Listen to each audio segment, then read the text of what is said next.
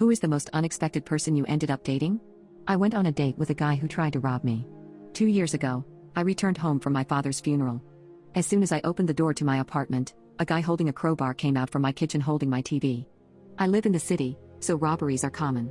The guy began shouting at me and he clumsily dropped my TV and began holding the crowbar like it was a baseball bat. I was so stunned at what was happening that I didn't move. The guy screamed at me to empty my pockets. From the stress of the last few days with my father passing away, I simply started crying. Not out of fear at what was happening, but because this was literally the worst time of my life. The worst moment. The worst minute and second. While crying hysterically, I gave the guy my wallet. I just sat on my floor and hugged my knees and told him, through my tears, to take whatever you want. He hesitated, looked down at me. He dropped my wallet and sat down beside me. Immediately, he began to comfort me. He began to apologize. He put my TV back on the table and told me it wasn't damaged. He told me that he lost his job and that his mom needed medicine that he couldn't afford and that they were homeless. He told me all of this while I just wailed. I cried for my father, who was lost. I cried for my future, for it was uncertain, and I cried because my home had been intruded on in the most violent way. For a good 10 minutes I sat on the floor with a guy who had every intent to rob me, telling me that it would be okay and that he was sorry. He begged me not to call the police. I just started screaming at him to get out. He ran away so fast that he left the crowbar. I threw it after him as he ran down the street. 2 days later, I came home from work and he was sitting in front of my door. I was so terrified that I pulled out my phone, but he had this look on his face of remorse and regret. He told me that he told his mom what he did, and his mom made me some soup. He handed me this tiny bowl wrapped in tin foil. Again, I was so stunned and overwhelmed and angry that I slapped the bowl out of his hands and it shattered on the floor. I told him to leave or I was calling the police. He left. I remember he looked upset. I left the soup and shattered bowl outside my door, almost as a warning for him to not come back. About 3 months after that, I got a note in my mail slot from the guy. He told me his mother had passed away and that he was no longer homeless and that he had a job. He wanted to repay me for breaking into my apartment. He wrote down his address and told me that I was welcome to break into his place if I wanted, but he didn't have much stuff. This all overwhelmed me. I threw away the letter, but I remembered his address. I remember walking by there one day, out of curiosity. It was a ratty apartment building across the city. He was walking up to his room and he saw me. He waved. I turned away and left. He ran after me and apologized again. Told me that he never meant to do what he did. He showed me the program from his mother's funeral that he kept in his wallet. He wasn't lying, she was real. He was real. He was a real person. I don't know what it was, but I believed him. We slowly began to grow together as people. I can't describe it. After a year of maintaining communication and learning about who he was, he enrolled in a local community college and began taking courses to earn credits before applying to university. I helped him study for his history class a lot. He's great at math and science, though. I never invited him over to my apartment, however. No matter how much I got to know him, I was still afraid of him. And he knew that. He knew that I couldn't trust him. Then one night we went out for coffee because he said he had an exam in his World Civ class. When I got there, he said he forgot his book. We just talked for a bit, we laughed, and then he told me he wanted to cook for me. On a whim, I decided to invite him to my apartment. After picking up some things from the grocery store, he came over. I was so nervous that I was shaking. He noticed, he squeezed my hand, and then he made dinner. It was amazing. We talked, we laughed, we sat on the floor and watched a movie on the TV he tried to steal. We made jokes about it. And then he told me that he missed his mom. I gave him a hug. Then he left. I didn't know what I felt, but I did know that I couldn't give up on people anymore. Some people just get the short end of the stick. I figured maybe things would have a way of working themselves out. I miss my dad, too. Maybe my sympathy for him is why I didn't see the tornado coming. 6 months later, everything spiraled. I cared about him. I cared for him. I did, I can't deny that. In January, right after the new year started, I got a phone call at 2:30 in the morning from him.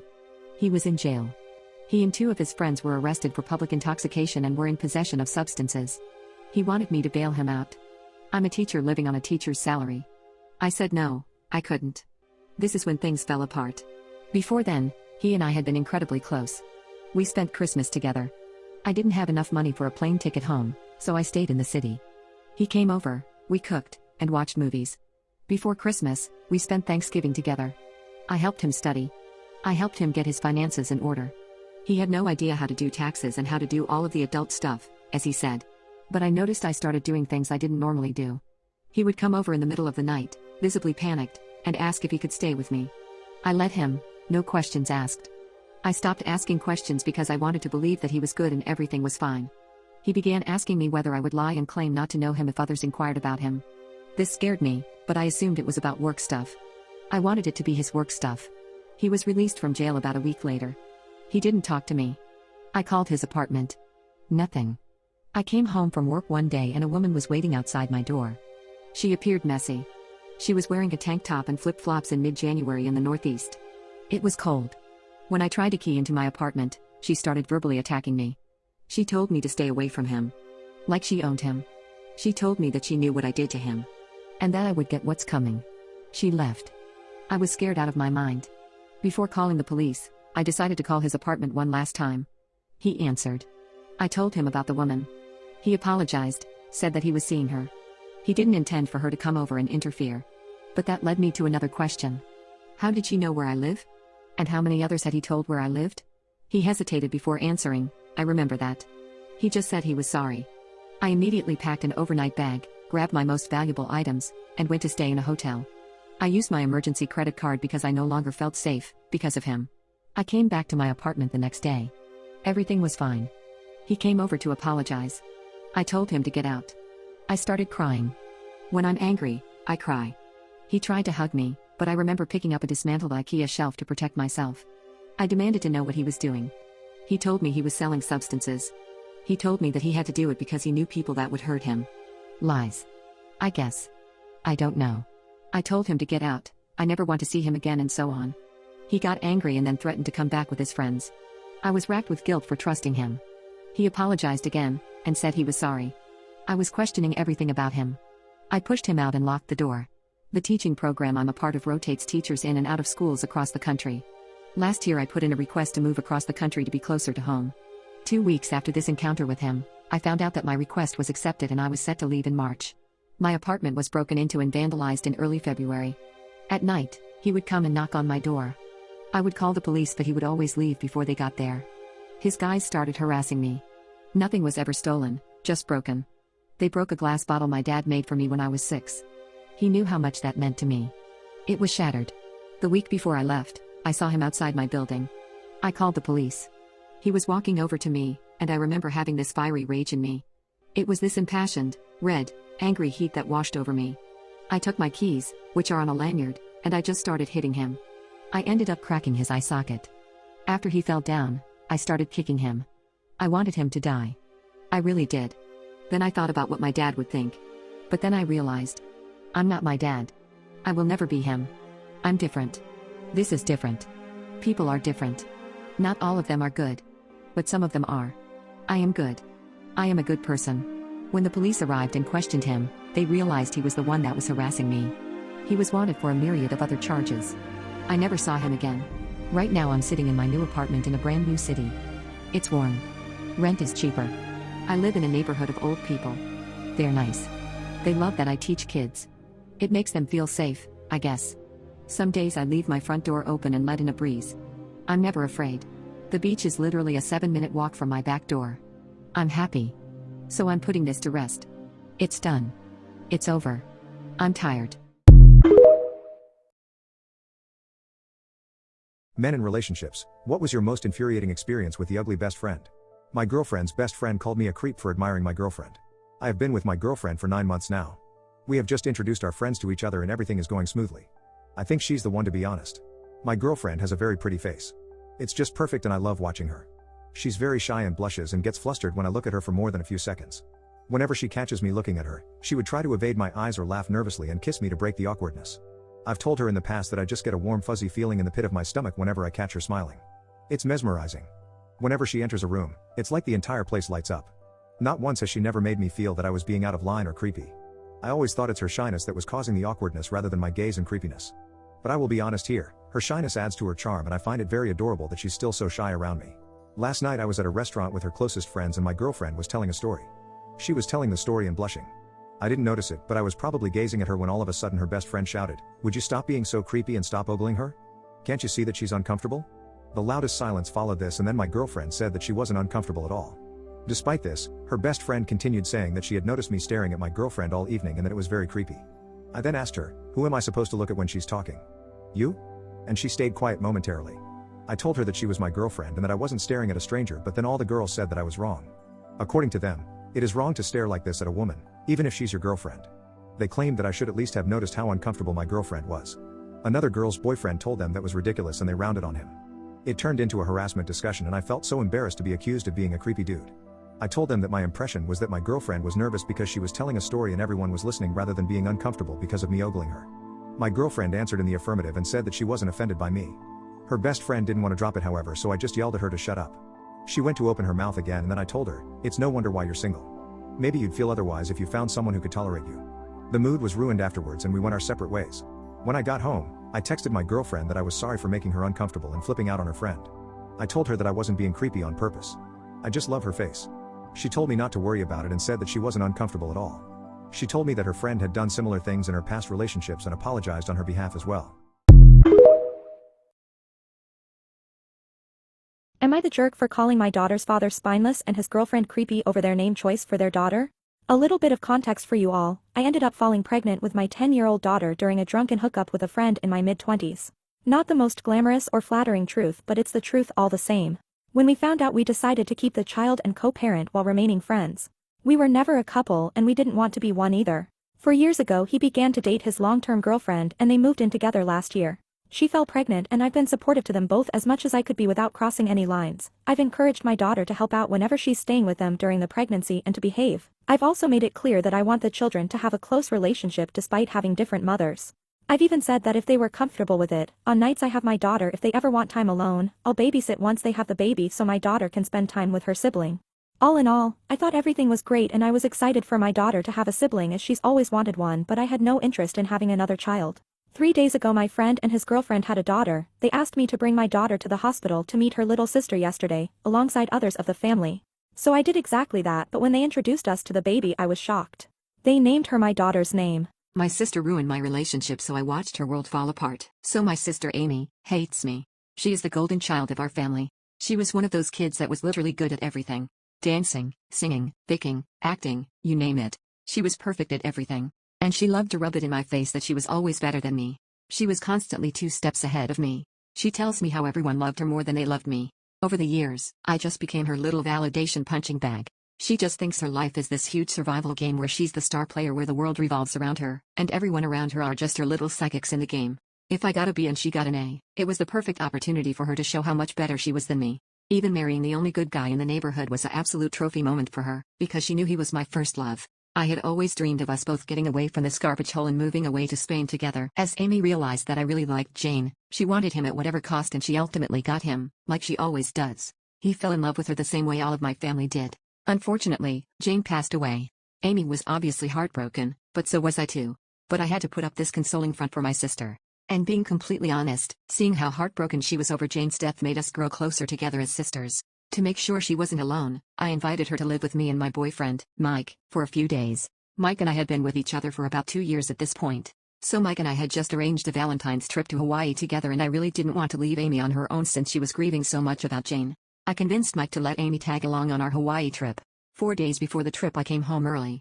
I saw Mike and Amy in my bed together, and instead of giving me an explanation as to what the hell was going on, Mike broke up with me there and then, and I could just see the smirk on Amy's face in that moment. And 2 days later, I saw on Mike's Facebook that they were in a relationship together. And in her eyes, she was top of the leaderboard again. She was first place, she won the gold medal. Her and Mike went on that Valentine's trip to Hawaii together. So I decided to make a little trip of my own. So remember when I said I wanted to move to Spain with Jane? I decided to go on a road trip to Spain. I am not alone. I did a little stop at Amy's house before I left. On this trip, I had the company of my first love sitting in the passenger seat next to me. For the first time in my life, I was at the top of the leaderboard. Taking your sister's deceased husband has to top hooking up with your sister's boyfriend, right? What is the dumbest reason you broke up with someone? He would absolutely refuse to use Google Maps and eventually made me miss my mom's funeral. We dated for almost 2 years and I don't think that we were ever on time for anything he drove us to. He was constantly getting lost. Every time it happened I got more and more fed up with him. Sometimes I secretly had Google Maps open on my phone and would try to casually give him suggestions for directions. Every single time I did this he would take the opposite turn or intentionally miss the exit. It was like he just hated admitting he needed any help, whether it be from me or his phone. The very last straw that caused us to break up happened the week after my mom passed away. My mom was my absolute best friend and she died unexpectedly and tragically. It was already one of the hardest weeks in my life, and my boyfriend only made it 1,000 times worse. We got in the car to leave for my mom's funeral, which was about an hour away. I was sure that this would be the day he would finally use maps. Considering that it was such an emotional day and it was important for us to be there on time. Yet, sure enough, when we got in the car he took off without putting the directions on his phone. I don't know how I didn't just burst out in tears right there. Somehow I convinced myself that maybe we would make it on time despite him always getting lost and being late. I know I was an idiot for trusting him at all that morning, but I just wasn't thinking straight. I couldn't feel anything but grief, and I made a choice I'll have to regret for the rest of my life. He kept taking wrong turns and we ended up farther and farther from the town where the funeral was taking place. My anxiety kept rising as I realized that we were going to be over an hour late to the funeral. I finally had a breakdown in the car and was crying and shrieking at him to please just use maps so I could see my mommy one last time. We ended up getting to the funeral almost 2 hours late. My sisters were livid with me. I'll never forget the disappointed and furious looks on their faces as we walked up. We were so late that they had to start the services without me. When we pulled up they were already lowering my mom down into her grave. The way that my mom died was so out of the blue, and I felt like I never got to say goodbye. Who knew that my boyfriend would rob me of the last chance I had to say goodbye to my mom? I'm abandoning my children. I am a 38-year-old woman. I have 9 kids. To start off my story, I guess, I was straight out of college, 22 years old, when I met my now husband, who was 28. He had money, bought me nice things, treated me like a queen, so it was only expected when we got married the same year. When I was 23 we had our first kid, Kaylee. My life was perfect back then. I was happy to have my daughter, so when my husband wanted a second child I was okay with it. His family loved kids, his family was huge, everyone had at least 5 kids, and I was okay with giving him kids. Eventually he wanted a third child, which once again I was fine with. To give you all of my kids' ages, here you are. Kaylee, 15, Aaron, 13, Noah, 12, Natalie, 10, Paul, 6, Mari, 4, Kelly and Joe, both 2, and Brianna, 5 months. My first 4 kids were okay, stressful enough to always have my hands busy, but it was okay. Between my 4th and 5th kid I got really sick, and only then did I realize how much I really had to do. I was in and out of the hospital, and my kids had to be in daycare. My husband was too busy to deal with them, and once I was finally healthy I held off on having more kids. 2 years after my illness, I fell pregnant, this one accidental. My husband and his family were elated. So happy, another blessing, but it was different for me this time. I didn't love my new son, I felt nothing for him, not hate, not love, pure indifference. He felt like a chore, like something I just had to deal with. I was constantly doing things, running around, cleaning, all that. It got easier the next year when all of my other kids were in school. But my husband wanted another kid, and we argued, and argued, again and again and again. I didn't want any more, but he did. So I gave in, gave him another. I was a shell of a person, just a mother, that's it. My then 2 youngest, I basically did the least I could do. I would never neglect my children, but I didn't do anything that I didn't have to. When I had the twins, it was like my life was falling apart. I cried hard. I didn't want any more kids, I was already so stressed. But I did. My most recent pregnancy with Brianna I just broke. I was done from the second she was born, worn out, finished. I had no love in my heart left to give. I was bitter, upset with my husband for making me do this, upset with my kids causing me all this stress, upset with the world. I recently found a job. Using my degree I got a job that pays roughly $45,000 a year, out of state, through a friend. I'm planning on divorcing my husband, and giving up custody of my last 5 kids. They don't deserve to have a mother who doesn't love them, and I don't deserve to have to deal with them. I feel sorry for myself, and sorry for them. Especially Paul, seeing as he's already had enough memories of me to miss me. But I don't love him, I won't miss him. I found a 4-bedroom apartment that me and my kids can move into. It'll be tough, I know that, and they probably won't ever forgive me, but I'm not going to do this to myself anymore. I know my husband won't fight for custody with the kids I will take, and he'll probably beg me to take the others. My husband loves not being a father, even though he has so many kids. I don't care. I know. My other 5 kids will have a horrible upbringing, and I caused it. I know. But I don't deserve this. I was an idiot. I shouldn't have let myself have more kids. I should have divorced my husband sooner. No, I just shouldn't have married him. What is the most serious crime you have gotten away with? I committed arson multiple times as a child. My neighbor deserved it. I had an early morning paper route in my quiet suburban neighborhood. Every morning before the sun came up I would wake up, eat a quick breakfast and head out on my route. One of the first big things I bought with the money I earned was a brand new 10-speed bike. It was metallic silver with bright red trim. I was really proud of it and took very good care of it. I made sure to keep it shiny and clean. I also used it every morning to deliver my newspapers around the neighborhood. One of my regular customers was a middle-aged man who was often leaving for work around the same time I arrived to deliver his paper. He lived in a brick ranch house on the corner of a busy through street. I always made a point of parking my bike well off to the side of his long driveway while I quickly went up to toss the neatly folded paper onto his front porch. But this particular sunny morning, as I was walking back down the driveway, I heard his garage door open. He backed out too soon and too sharply. He ran right over my bike. I heard the awful crunch of metal under his tires. He had hit it at just the wrong angle. I spun around in shock to see my beautiful new bike mangled under the rear of his big sedan. He stuck his head out the window and asked, "Is it okay?" "Not exactly," I replied, stunned. "Well, that's what you get for leaving it behind my car," he snapped. Then he shook his head, muttered something under his breath, and drove off without another word. I stood there, crushed and upset, surveying the damage. The front gear sprocket was completely bent and the derailleur was smashed. He clearly had no intention of taking any responsibility or doing anything to help replace my ruined bike. I felt completely helpless and angry against this adult who could just drive off without a care in the world after destroying my prized new possession. My hurt soon turned to frustration and then rage. When he complained to my supervisor that he hadn't been getting his paper on time anymore, I calmly told her that I was still delivering it every morning, but that he seemed to like complaining no matter what. So ultimately, it wasn't held against me. But I wanted revenge. He lived right on the main route through the neighborhood that all us kids took to ride our bikes over to the corner store. His mailbox sat loosely on a tall steel post near the road, an easy target. That summer I got into the habit of casually walking by and pulling it up off the post, then tossing it into the cemetery across the street, maybe once or twice a week. It was fun and mischievous, but it didn't fully satisfy my simmering anger. He also had these large, lush green frond bushes in his front yard, spaced several feet apart. They'd grow tall, up to 6 or 8 feet high, over the course of the summer before dying back when fall came. I began to see them as targets too. One hot August night on my way home from buying candy at the corner store, I had my hands full of sweets when I walked past his house. On a whim, I decided to get back at him a little more. I tucked the candy bags under my arm, quickly lit a match from my pocket, and tossed it into the giant bush nearest the road. It immediately went up in bright flames. I raced away into the darkness, my heart pounding as the fire illuminated the night behind me. The next morning on my route I saw the bush had burnt to a black, smoldering crisp. I felt an odd sense of satisfaction mixed with guilt. But the urge to do more soon returned. Over the next couple weeks, late at night I began sneaking back over and setting his other 2 bushes alight one by one, until all 3 were just charred skeletons in his front yard. I would crouch in the shadows, waiting to be sure the flames fully took hold before slipping away unseen. I was starting to feel a bit more justified with each bush that turned to ash. But one early fall morning on my way home from delivering papers, I had another idea. I saw his garage side window was open a crack. Now, I knew this was definitely taking things too far. But I was an impulsive, angry 12-year-old who thought tit-for-tat retaliation was fair play. So I pried the window open wider and climbed through into his garage, which smelled of motor oil and gasoline. I rummaged around until I found 2 roadside emergency flares in the trunk of his car. My hands shook as I lit them, the sulfur smell sharp in the small space. I quickly stuck one under each of his rear tires, then scrambled back out the window and took off running, my heart racing as I sprinted home and dove back into bed. I never went back to witness the damage, and stayed far away from the area for several days, keeping off main streets around his house. But I knew those burning flares up against the rubber tires would have ruined them completely. I felt justified and satisfied at the time. I don't regret any of that at all. You might think that's a lot for a singular bike, but I don't care. Just remember this, when you go low, I go lower.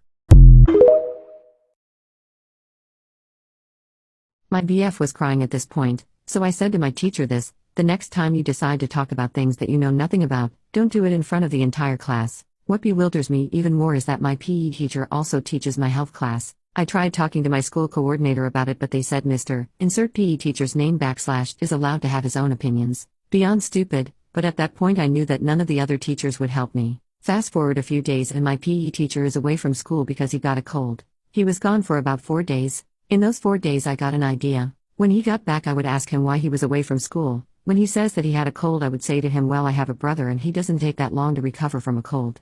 I knew full well that I was going to get in trouble, but it was worth it. Nobody makes my BF cry on my watch. On the day my PE teacher got back, my plan was going to go into action. When he said that all bodies recover from sicknesses at their own rate, so I said to him, oh, but the same can't be said about periods, right?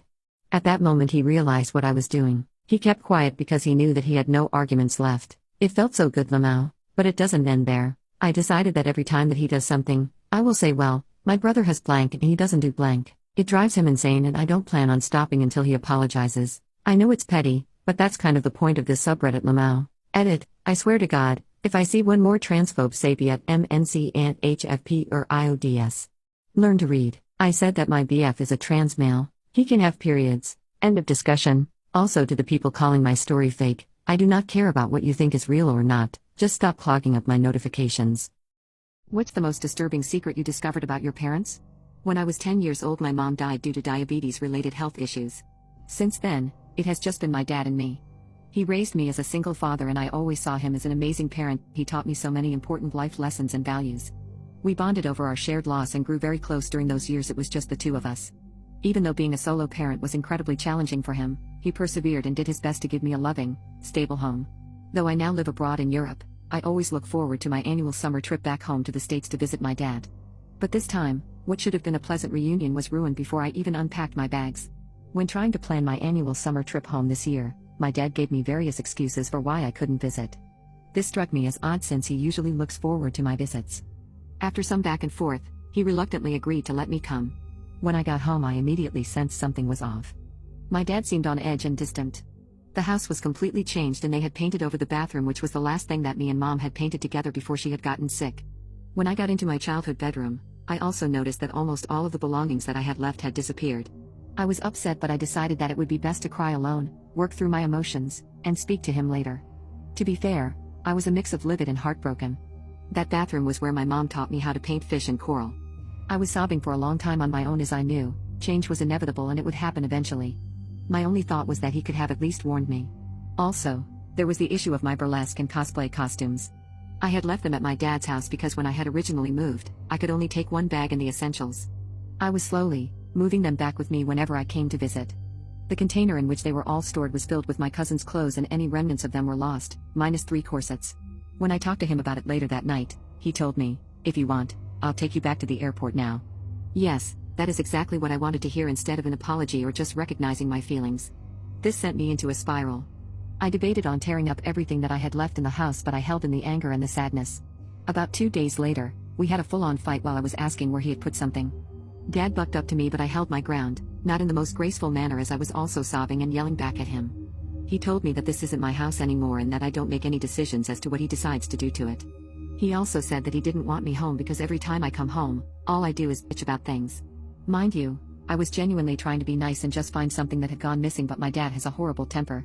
We ended up working it out, but that has stayed with me ever since. Still, during this time, he would disappear to my cousin's house and I wasn't allowed to come with him. He, being someone who is technologically impaired, asked me to help him access his bank account. While doing so, I accidentally ran across multiple friends with benefit site accounts, 5 profiles on Adult Friend Finder, 1 on Your Neighbor, and many more. Yes, I know these are scams and he's only talking to bots. So with me out of the house for the past 12 years and Mom passing away, I understand he gets lonely. I again overlooked everything. In my mind, if he was going to do this stuff, the least I could do was install extra protection on his computer to keep it safe from viruses. There was a thought that kept nagging me about him and my cousin. Up until this point, I had my suspicions but was not willing to act upon them. As I was writing in my diary, the thought continued to nag me, so I logged onto his Facebook page. And that's when I found the messages between him and my cousin. He kept telling her when I would be out of the house. He spoke about doing substances with her, but then I finally came to the message, "With her gone, we can finally do the deed." Then it all clicked. My dad had been sleeping with my cousin and was giving her my inheritance. He's also been allowing her to steal all my clothes, including my burlesque costumes. I am afraid to admit that they probably got intimate in the bed I'm now sitting in, with my baby photo facing them. Hit my car and lie about it? I will ruin your 300 pounds worth of meat while you are on vacation. For some context, my neighbor, we'll call him Chester, is your stereotypical weekend outdoorsman type.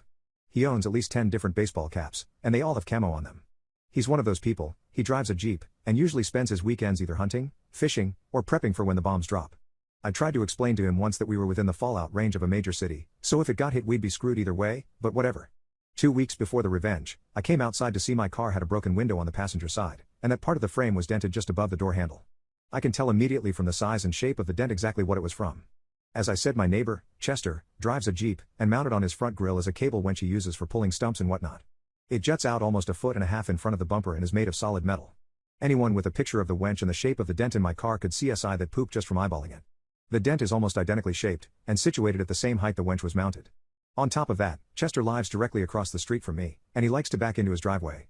Conveniently enough, my car is always parked on the street, so he has ample opportunities to hit it. I asked Chester about it, and without saying anything he shook his head while biting his lip like some clueless cartoon character. I then asked if anyone who borrowed his car might have done it because the winch itself was pretty scratched up, almost like he's been ramming it into things all over town. Again, Chester silently shakes his head and then tries to tell me it was probably teenagers. No exposition, mind you, he just blamed it on teenagers. I was fuming, but kept my composure and went home to call the police and my insurance company to report it. I managed to get a competent police officer, who told me point blank that it was clear what happened, but without a witness it would be pointless to try and prove it. The insurance agent was equally certain of Chester's guilt but ended up recommending I pay out of pocket for the repair. Since I was parking on the street, it was a factor the insurance company might use against me if I filed the claim. When it came time for them to recalculate and adjust my monthly rate, I could see a significant increase. A few hundred out of pocket right now could save me several hundred a year going forward if my rate was increased due to my own negligence, which is what the claim would, unfortunately, be categorized as. Raw deal for sure, but at least he was honest with me. Fast forward to 2 weeks later, Chester and his family are going up north to rough it in nature for a week. And despite my cold attitude towards him in recent days, he asks me to keep an eye on his house while he's gone, since I'm the only person in the neighborhood that he trusts, apparently. I agreed to do it, not because I had any type of revenge in mind, but because he gifted me a large case of beer for my service. His one request was that I call him if we have any extreme weather because he'd need me to check on something. 2 nights after he left, we had a nasty storm. Wind, hail, and even a few rolling blackouts. The next morning I called Chester to ask what he needed me to check on, but he didn't answer. Knowing Chester, he'd probably set up camp in some rural part of America with no damn cell phone service, even though he asked me to call him if this happened. After a few failed attempts, I went over to his house to inspect for any potential issues that might have arisen from the weather. I figured he was probably worried about his garage flooding, since his yard was frequently a moat after heavy rain. I went into the garage and there was no flooding, but something caught my eye. Immediately. 4 large freezer chests, lined up side by side, taking up a huge chunk of the wall. I peeked inside one and immediately realized what Chester was worried about. All 4 of them were packed from floor to lid with meat. Some of it was still in packages from the grocery store, and some of it was wrapped in butcher paper. Likely game picked up from Chester's hunting exploits. But on the top of one of the freezers was something else that seemed out of place. Am I the jerk for calling my daughter's father spineless and his girlfriend creepy over their name choice for their daughter? Part 2. She didn't seem to have any issue with this when she introduced the baby bold as brass.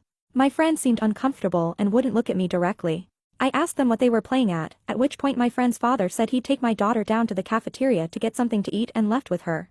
My friend told me to calm down and not overreact while his girlfriend told me she didn't see the issue and it was a pretty name. I asked them if they'd named the baby for my daughter, trying to understand the logic here, but his girlfriend said that no, it was just a pretty name she liked. I then asked if they planned to use a nickname or a middle name when addressing to her on a daily basis, and her response was that she didn't see a need for that. I told them they were being ridiculous and that they couldn't do this. I then told his girlfriend that I found this frankly creepy, and told my friend he was being spineless if he was happy to go along with this. He tried to claim our daughter could use a nickname or something, but I shut that down immediately, asking why it was more reasonable for a girl who has used that name for a decade to shame her name, compared to a baby who had no concept of what a name was yet. His girlfriend told me I was being a bitch talking to her like that after she just gave birth and asked the nurses to remove me, saying I was being disruptive. Maybe my temper is running a little too hot though, and I was too harsh on her when she just gave birth. It's just so effing weird. My father blamed my sister for my mother's death, and now that she calls me daddy, he regrets everything. Part 2.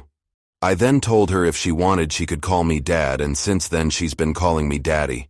My father ended up getting a girlfriend and began to change himself as he stopped drinking, got a better job, and even began to take over a majority of the bills other than the portion I agreed to pay to stay living here. He never really tried being a father to Belle.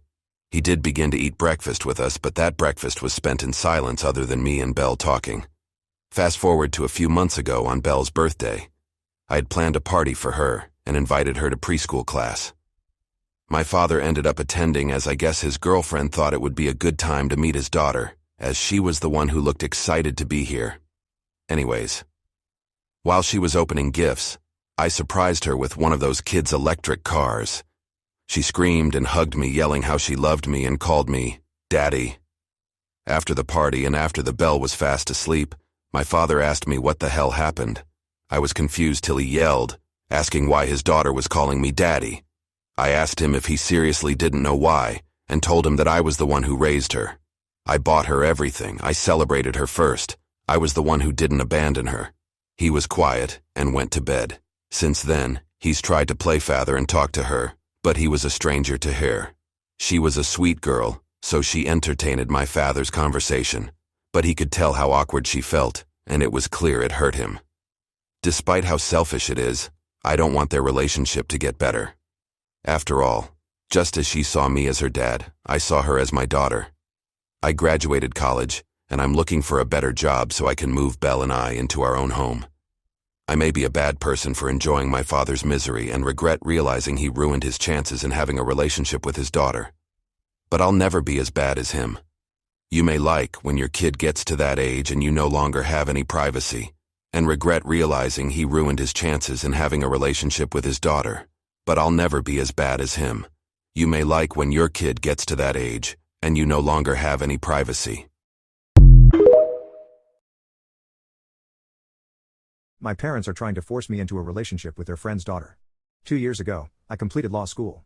I always wanted to become a judge, but I needed at least 2 years of law practice to be accepted.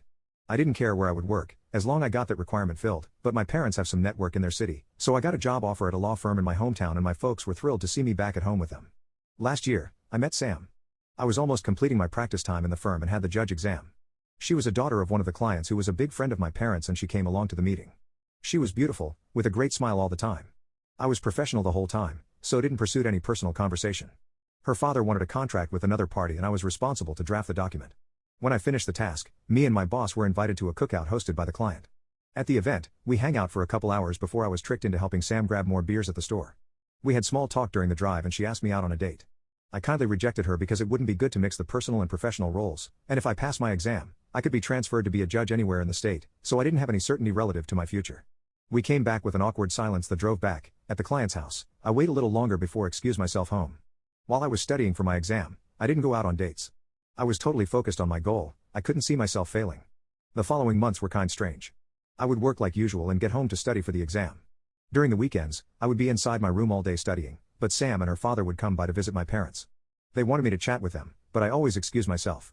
I did the test and the list was published and I was accepted. The next month, I was designed to a small city, 1-hour drive from my parents, to occupy a judge vacancy. That was only temporary, because they could transfer me across the state anytime when needed. Back to the present, I'm still in this small town. I am already a known person here, met the police chief, mayor and others figures of the public service. About Sam? Since I moved out, she would visit me sometimes, around once a month. But considering I didn't fall for her advances, we turn out kind of friends, chat a little bit through messages, but nothing more. The past few weeks, I was getting to know a girl from the same town I'm working. We'll call her Nat. We met at the coffee shop and have been chatting since. This Sunday, we went for a date in the nearby pub, ate some appetizer and drank some beer. About 3 hours into the conversation, we were interrupted by my parents suddenly. They appear out of nowhere, yelling at me that I should not waste my time with Nat and should be dating Sam instead. I was dumbfounded by that. I tried to calm them down, but they continued to yell at me and cursed at Nat, who was shocked and tearing up. In the meantime, the owner, who knows me, called the police. Since this is a small town and the cops get a call about someone screaming to a judge, they went flying to the pub. Suddenly I was grabbed by a cop from behind and placed away from my parents to a more secure area, together with Nat. My parents were cuffed by the officers and taken outside the pub, where they were interrogated. After the initial shock, I gave my side of the story to the officer and tried to calm down Nat, who was crying at this point. My parents were saying that Nat was bad influence to me, and demanding that I order the cops to let them go. Given my position, I could let them be released, but I was concerned about Nat at that point, and informed the officer that I would take her home. One of the cops take us with the patrol car to Nat's place, where her parents welcome us. The officer told me they would patrol my residence to prevent any further risk, and it would be best if I could stay here, where my parents couldn't find me. Nat's folks made some tea and let me stay at the guest bedroom. My parents were taken into custody, but their friend, Sam's father, bailed them out. It was a big amount of money. Right after, the barrage of calls and texts started. From my parents, Sam's father, my extended family, etc. My folks went to my place this morning, only to be greeted by 2 cops in front of my house. They argued with the officers, demanding talking to me, but were informed that they could be arrested for disturbing the peace. Right now, I'm inside the courthouse. Security is alerted and my folks can't enter. They want me to drop the charges against them, but the problem is, I have no power about that. They were accused to harm a member of the state, a judge. They will be investigated by another judge from another county, to prevent biased decision.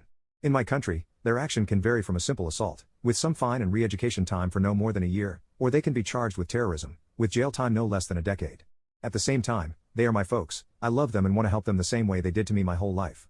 Even if they don't get charged, I don't know how to deal with them after this event. I never saw them acting like that. It was really a shock to me. Should I risk my position to alleviate their situation? My father blamed my sister for my mother's death, and now that she calls me daddy, he regrets everything. I'm a 24-year-old male, and the older brother to my 5-year-old sister. For privacy's sake, I'll refer to her as Belle for some background. My parents had me as teenagers. They were 15 and 16 at the time, and even as a kid I could always feel that they regretted having me. After I was born, both my mother and father were practically disowned by their families. My mother had to drop out of high school to take care of me, while my father worked 2 jobs just to provide, and even then they couldn't afford a home. They lived with my mother's older sister until I was 9, and my father got his GED and managed to get a better job and move us out. Despite the fact our living situation was better, it was clear to me that they believed their lives were ruined because of me. Whenever I misbehaved like any normal child, they'd use the fact that they gave up their lives for me and I still had the audacity to behave like this. And even when I never misbehaved, they never treated me with much love. I barely got to get new clothing. They'd get my clothes from Goodwill and practically refused to get me anything nice unless they had 2 birthdays, parties, meeting friends, and their wedding. My birthdays were always celebrated with a bare minimum. They'd get me a cupcake and a single gift, nothing that I wanted. Despite everything, I was still a child who just wanted their love. But as I grew older, I began to accept I wouldn't get it and made peace with that. I guess somewhere along the line, when my parents realized, I gave up on them. As throughout my teen years, they, mainly my mother, began to treat me better. But at that point, I wasn't the child who begged for their love anymore. I never received the love of my parents, and I wasn't asking for it anymore. Although I can't say I kept hating them. In fact, I began to feel neutral towards them. In my eyes, we were practically strangers. I never got to know them truly, as they raised me with the bare minimum, and never had any real conversations with me and never spent any quality time with me. They also knew nothing about me, so suddenly trying to play parents with me was awkward to say the least. When I was 18, my mother got pregnant, and I guess that was when they gave up on trying to fix things with me, as they could have a new child to start over with. They didn't treat me poorly again, but instead it felt like we were strangers living in the same home. When I turned 19, my mother gave birth to a girl, but due to some complications, she didn't end up surviving. This crushed my father. Not only did he begin to resent me for not being as sad as he was over her death. She was barely a mother to me, so there wasn't much to be sad over, but he also blamed his daughter for unaliving his wife. He was never home after the incident, and I was left taking care of my sister. I ended up having to take a break from college after the time I came home from my classes, to my sister screaming with hunger in an unchanged diaper while my father was out drinking. I took care of Belle full-time and called out my father multiple times, but he always got angry and ended the convo with him saying I could always leave Belle at the fire station. I eventually gave up on forcing him to be a father. Despite everything, I truly loved Belle. She was the sweetest and cutest kid. She was almost always smiley and surprisingly slept through the night. Once she was old enough, I enrolled her in daycare and continued my education while working night shifts. I always made sure to leave a good portion of afternoons empty so I could spend time with her. She always knew who her actual father was, and as she grew older, she began to try and spend time with him. I guess as she began to follow him around the house. Of course, that quickly ended after he blew up on her and she began to fear him. I realized she saw me as a parental figure despite the fact she knew I was her brother. When she was old enough for preschool, I found out she was telling people I was her father. I never mentioned it to her and just let it be until she gave her father's day card she made in preschool to me.